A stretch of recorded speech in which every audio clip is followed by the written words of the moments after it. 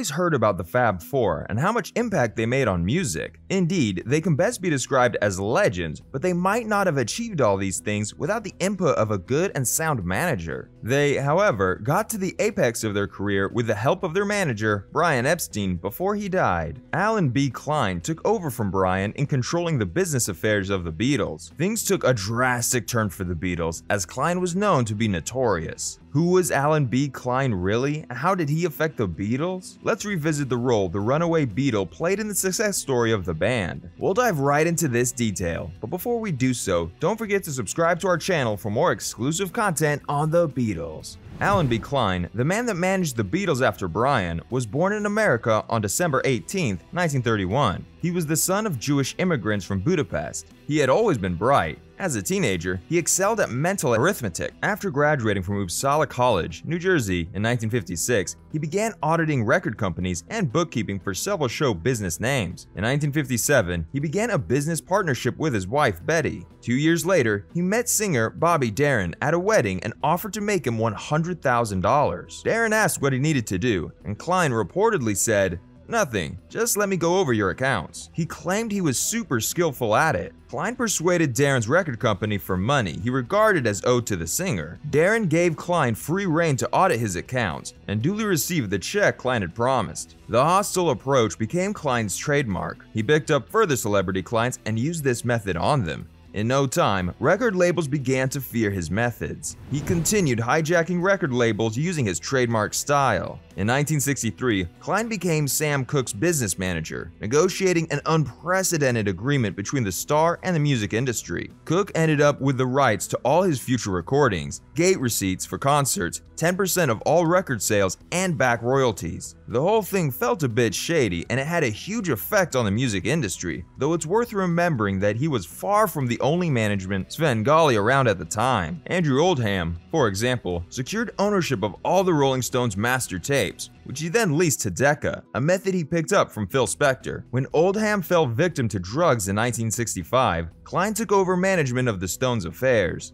Jagger, initially impressed by Klein's business skills, recommended him to Paul McCartney, who was looking for someone to take over the Beatles' business matters. Klein met John Lennon on the set of the Stones' Rock and Roll Circus, but they didn't discuss business and nothing much came out of the meeting. The Rolling Stones soon began to doubt the trustworthiness of Klein. They decided to fire him in the late 1960s, and in 1970, set up their own business. However, a legal settlement left Klein the rights to most of their songs recorded before 1971. He had taken ownership of the songs, and there was little or nothing they could do about it. Allen Klein took control of the Beatles' business affairs in 1969, following the death of Brian Epstein. Apart from the first meeting with Lennon, where little or no discussions had taken place, Klein found ways to get to the Fab Four. After the recording of Rock and Roll Circus, Allen Klein read a comment by John Lennon that financial problems at Apple Corp would leave them broke in 6 months. The Beatles had been without a manager since Brian Epstein died in August 1967, and it was fast telling on them. Although NEMS, headed by Brian's brother Klein, had looked after the day-to-day running, and Paul McCartney was mostly steering the band's artistic direction, there was little grasp of the bigger picture. There were, crucially, few people trusted to sort out the practicalities of business as Epstein had done. By 1969, it was clear that Apple's finances needed to be addressed urgently. McCartney favored his father-in-law, Lee Eastman, but the others, led by Lennon, who on the 28th of January had appointed Klein his advisor, on the spot after a meeting at the Dorchester Hotel in London, objected. They felt that Eastman would put McCartney's interests ahead of the rest of the group.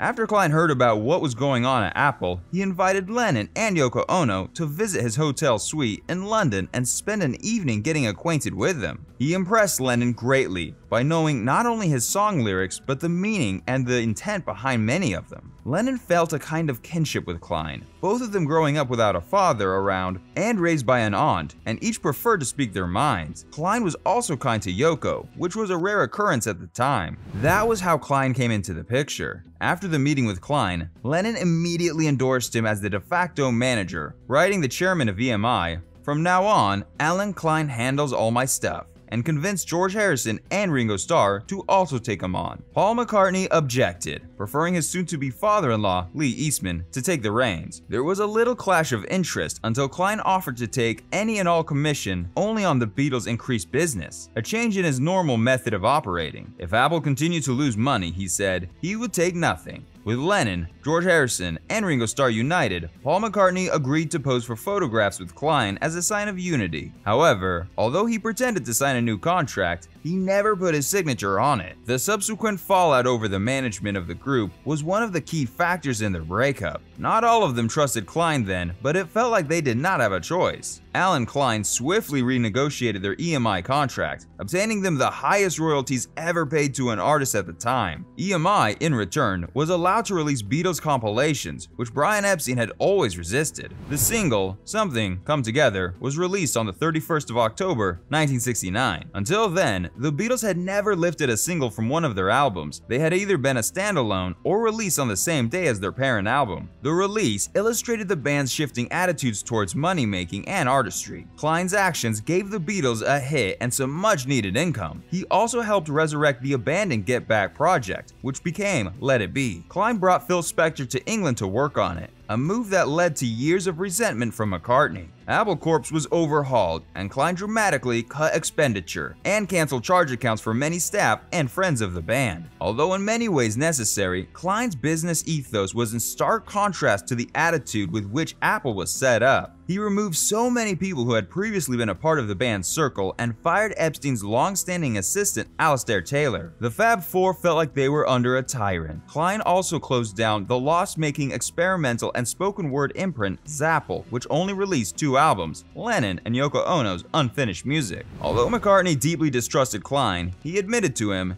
"If you are screwing us, I don't see how." McCartney went on to sue the other Beatles to dissolve the Beatles' business partnership. This was around the same time the Beatles went their separate ways and started a solo career. After the Beatles split up, Allen Klein stuck to mostly John and George more than the other members. He assisted John Lennon and Yoko Ono in the making of the Imagine film and helped George Harrison organize the concert for Bangladesh. The concert's financial agreements led to a breakdown in relations with the former Beatles. Rather than arrange payment and agree on amounts with UNICEF beforehand, Klein had waited until after the concert, which led to questions about the amounts raised and a US tax investigation. Although some funds went to UNICEF at the time, additional amounts were frozen until the 1980s. Klein was also accused of keeping money from the live album. Klein had also agreed with Harrison that Ono shouldn't perform at the concert, which led to a breakdown in Klein's relationship with Lennon. Klein was fired, but sued Lennon, Harrison, and Starr for $19 million.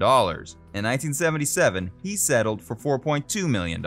Klein had always been known for his unfair judgment, cunning ways, and also being partial. There was a time when Harrison was sued by Bright Tunes Music due to the song's similarity with the Chiffin's 1963 song, He's So Fine. Although he said he wasn't consciously aware of the similarity, he was later found to have unintentionally copied elements from the song. In the initial stage, Allen Klein supported Harrison during the early stages of the lawsuit, and following, the judge advised him to offer to buy Bright Tunes as a part of the settlement negotiations. When the Beatles collectively sued Klein, however, ABKCO chose to outbid Harrison for Bright Tunes. In 1978, Klein paid $587,000 for the copyright of He's So Fine. Klein now became Harrison's legal opponent. In effect, he was attempting to buy the lawsuit to get damages he knew Harrison would have to pay. Judge Owen later ruled that Klein had unfairly switched sides and that he shouldn't profit from the judgment against Harrison or the purchase of the song's rights. Klein was awarded $587,000 to be payable by Harrison to ABKCO. In return, Harrison got the rights to He's So Fine. However, Klein gradually retired, turning his business affairs over to his son Jody.